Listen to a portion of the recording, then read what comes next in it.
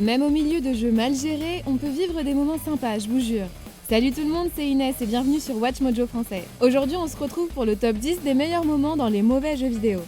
Pour cette liste, on va passer en revue ces produits dans l'histoire du jeu vidéo qui, malgré leur design assez affreux, possèdent des scènes étonnamment délicieuses. Des moments marrants aux fins incroyables, ces moments nous offrent une pause dans un jeu autrement complètement raté. Of course you can trust me. What is it you want? Numéro 10, l'enfer, Agony. It's the last thing I remember. Au moins, ils ont tenté de mettre leur point fort en avant. Agony s'est fait démonter dès sa sortie à cause, comme le disent les critiques, de son gameplay toujours plus insipide et rageant, malgré une esthétique complètement macabre. Eyes. They don't have eyes. Mais les failles du jeu ne sont pas visibles dès le début, puisque le jeu s'ouvre sur une scène impressionnante. Notre protagoniste descend au milieu de nuages et de lumière divine pour arriver dans les profondeurs glauques de l'enfer. Des murs de chair et de cartilage l'entourent, et l'endroit est coloré dans des nuances de rouge et de noir. On y voit des hôtels enflammés qui offrent un peu de lumière. En gros, le décor est super cool et met une super ambiance. Une ambiance vite brisée par la nullité du jeu. She is the key to the gate of unending agony. Numéro 9, faire un doigt aux extraterrestres, Duke Nukem Forever.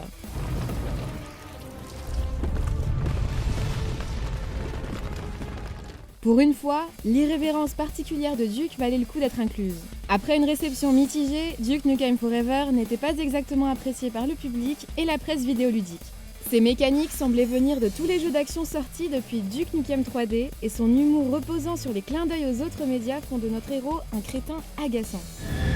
Oh my god! Duke, you're covered in blood! Is it your own blood? Oh, Jesus, I'm just an engineer! Mais l'un des aspects qui fonctionne comme prévu, c'est lorsque Duke décide de manquer de respect à certains boss aliens. De temps à autre, Duke fait un doigt aux créatures géantes ou aux vaisseaux spatiaux qu'il vient de détruire avant de s'évanouir. C'est un petit réconfort, mais on prend ce qu'on peut. Baby, you make me wish I had 3 guns. Numéro 8, la comédie musicale policière We Happy Few. The lads have prepared a little merriment to show our gratitude. Il y a beaucoup de choses à dire sur We Happy Few, sur ses imperfections techniques et son gameplay parfois énervant. Pourtant, on nie pas qu'il y a aussi des moments sympas, tels que cette séquence complètement décalée qui montre Sally Boyle se faire solliciter par la police. I hope you will accompany me to the station forthwith. Les joueurs voient en caméra subjective un numéro musical étrangement bien chorégraphié, réalisé par les Bobbies pour célébrer leur précieuse Miss Boyle. La scène est fun, colorée et un peu chelou, surtout à cause du contraste entre l'admiration qu'éprouve la police pour Sally et leur fixette sur sa concoction de Joy au mur. Les scènes comme ça, pleines de nuances, donnent une meilleure image à un jeu très imparfait. There, lads. That should hold you for a bit, right? Numéro 7, Winter affronte le corbeau, Aliens Colonial Marines.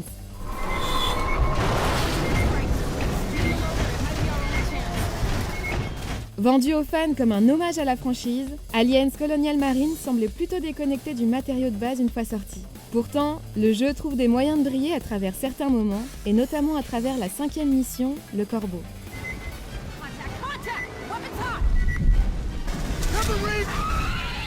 Après s'être libérés des griffes du xénomorphe, les joueurs doivent fuir un spécimen légèrement différent, absolument énorme et vicieux. Bien sûr, les joueurs peuvent l'affronter à la fin de la mission, et peuvent utiliser l'un de leurs mechas pour démonter la bête. Ripley serait fier.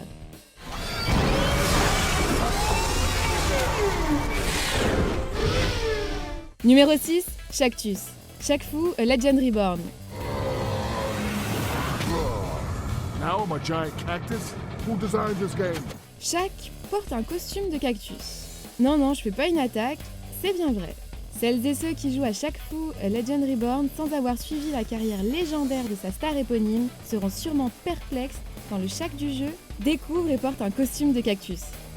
Cactus. This is ridiculous. Ce costume transforme Shaq en un être nommé Shaqtus, ce qui n'est autre qu'un clin d'œil à une ancienne publicité pour ESPN dans laquelle Shaq a la forme d'un cactus. Bien sûr, la version d'ESPN ne lançait pas d'épines à ses ennemis, enfin je crois pas. En tout cas, il s'agit d'un hommage très sympa envers l'une des pubs les plus bizarres du monde du sport. No one touches the cactus. Numéro 5, un serpent invisible, Resident Evil 6.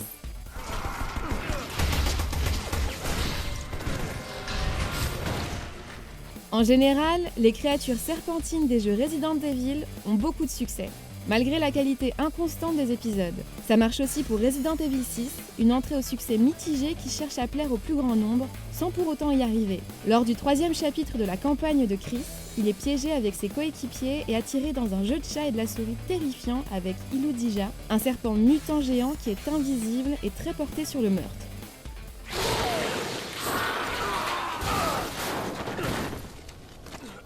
Iludija est un excellent monstre aussi impitoyable et menaçant que possible. Et pendant un moment, le jeu ressemble réellement à un Resident Evil. Et puis on le tue et c'est le retour au jeu insipide.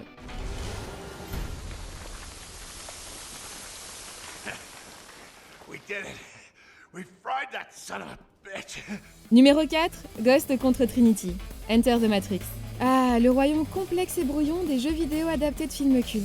Comme la plupart des jeux de licence, Enter the Matrix n'a pas vraiment bénéficié de sa sortie précipitée pour coller à la sortie de Matrix Reloaded.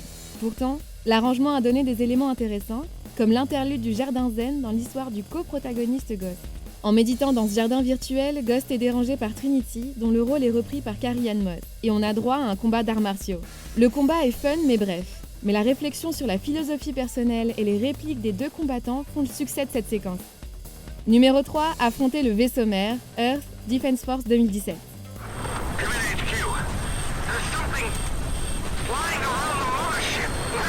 Assez proche d'un film de série B avec son invasion extraterrestre et sa qualité audiovisuelle relative, Earth Defense Force 2017 assume son statut de titre imparfait, mais charmant. En revanche, sa mission finale est assez impressionnante dans son ampleur, tout en restant dans les limites du budget clairement fixé.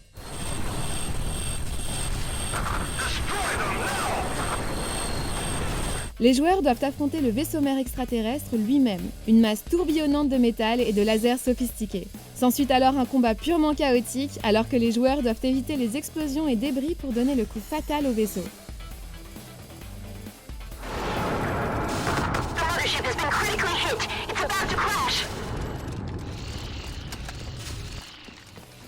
Numéro 2, le Golden Gate Homefront.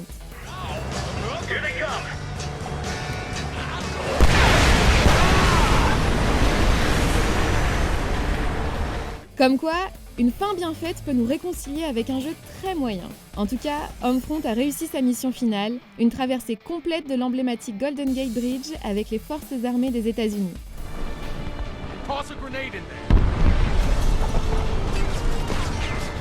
On commence avec une virée en hélico jusqu'au pilier du pont, puis le niveau avance vers une fusillade tendue alors que les joueurs grimpent sur le pont. Tout, du rythme au danger croissant du combat, est captivant. Et on termine sur l'un des rares moments dramatiques efficaces. Connor! Can anyone see him? Connor! C'est quasiment la fin, mais avant, n'oubliez pas de vous abonner et d'activer la petite cloche pour ne pas rater nos prochaines vidéos. Numéro 1, la bataille de Midgar, Dirge of Cerberus, Final Fantasy VII.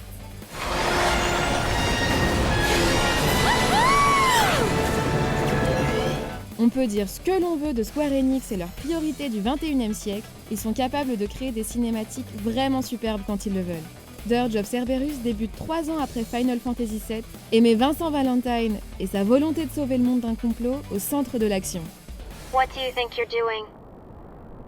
You have landed several clicks off your target destination. Pendant cette cinématique du 8e chapitre, le jeu nous offre un feu d'artifice d'effets spéciaux en décrivant l'attaque de la ville de Midgar. Les vaisseaux lâchent des forces armées qui se ruent sur les défenses de la ville, et toute la scène est visuellement incroyable avant même que Cloud et les autres membres de FF7 ne débarquent. Requesting permission to accompany you until we've reached the complex. Do as you wish. Vous êtes d'accord avec notre sélection? Dites-le moi en commentaire et checkez cette autre super vidéo de Watch Mojo français.